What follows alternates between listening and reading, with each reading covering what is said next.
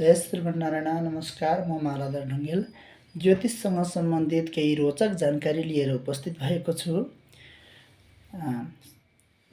यही आउँदो जेठ 22 गतेदेखि श्रावण 12 गतेसम्म अग्नितत्वको मङ्गल ग्रह अग्नितत्वकै सिंह राशिमा प्रवेश गर्दैछ। साथमा केतुको युति पनि छ। ज्वालामुखी योग बन्दैछ। त्यसले 12वटा राशि तथा 12वटा लग्नलाई के कस्ता प्रभावहरू पार्न सक्छन् त भन्ने किसिमका सम्भावित भविष्यवाणी गर्ने जमर्को गर्दैछु। साथमा यो युतिले विभिन्न किसिमका राजनीतिक उथलपुथलहरू पनि ल्याउन सक्ने सम्भावना रहेको छ। ल आउनुहोस् सुरु गरौँ। यो अब 12वटा राशिमा के कस्ता प्रभावहरू पार्छ भन्ने विषयमा। मेष राशि वा मेष लग्नका लागि पढाइसँग सम्बन्धित अलिकति समस्याहरू हुनसक्छ। पढाइमा मन नलाग्ने हुनसक्छ। पेटसँग सम्बन्धित रोगहरू हुनसक्छ। सन्तान चाहने जो विवाह गरिसकेका महानुभावहरू हुनुहुन्छ उहाँहरूका लागि सतर्कता अपनाउनु पर्ने हुनसक्छ। केतुसँग सम्बन्धित उपायहरू गर्नुपर्ने हुनसक्छ। सम्बन्ध विच्छेदको पनि सम्भावना छ। वृष लग्न तथा वृष राशिका लागि पारिवारिक समस्या आउन सक्छ। स्थान परिवर्तनको समस्या हुन सक्छ। यात्रामा दुर्घटना आदि योग बन्छ। आमाको स्वास्थ्यमा ख्याल गर्नुहोला र दाम्पत्य जीवनमा पनि सतर्कता अपनाउनुहोला। मिथुन लग्न तथा मिथुन राशिका जातकहरूका लागि पारिवारिक समस्या, कुटुम्बमा समस्याहरू हुन सक्छ। दाँत मुखमा समस्या हुन सक्छ। बोलीमा समस्या हुन सक्छ।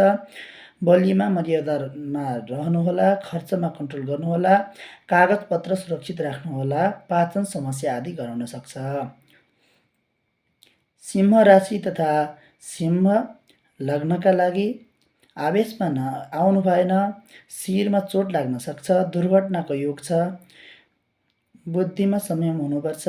दाम्पत्य जीवन कलह योग बनेको छ। दाम्पत्य जीवनमा समस्या हुन सक्छ। कन्या राशिका लागि स्वास्थ्यको ख्याल गर्नुहोला। लभ लाइफमा सतर्कता रहनुहोला। खुट्टामा चोट लाग्न सक्छ। आँखामा समस्या हुन सक्छ। आँखाको अपरेसन गर्नुपर्न सक्छ। तुला लग्नका लागि तथा तुला राशिका लागि रोकिएको काम बन्न सक्छ। नरम बोल्नुहोला। बोलीमा संयम हुनुहोला। सन्तान समस्या लगायतका समस्या आउँछन्। वृश्चिक राशि तथा वृश्चिक लग्नका लागि नोकरीमा स्थान परिवर्तन, उच्च पद प्राप्ति लगायत परिवर्तन ल्याउन सक्छ। कार्यक्षेत्रमा राम्रो योग बनेको छ। घुँडामा समस्या हुन सक्छ। अपरेसनको सम्भावना बन्छ।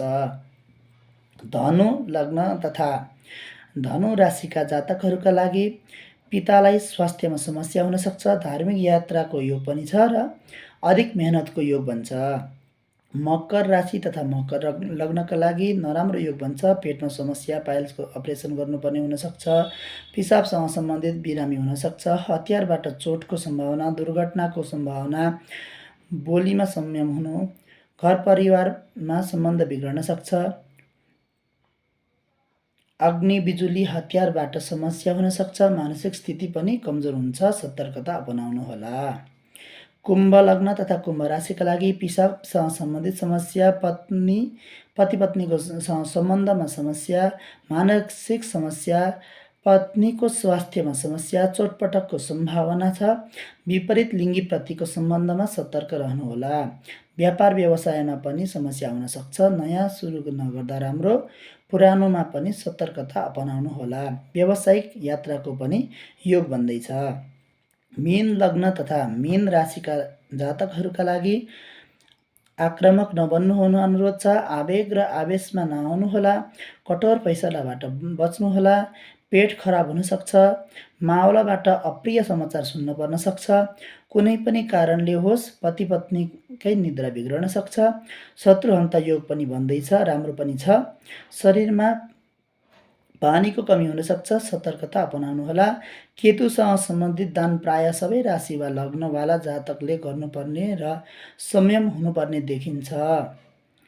र यो अवधिमा बिचमा जेठको 29 गतेदेखि असारको 22 गतेसम्म गुरु अस्ताएका हुनाले त्यो अवधि अझ विशेष सतर्क अपनाउनुहोला भन्दै आजलाई यति नै विश्राम मागे।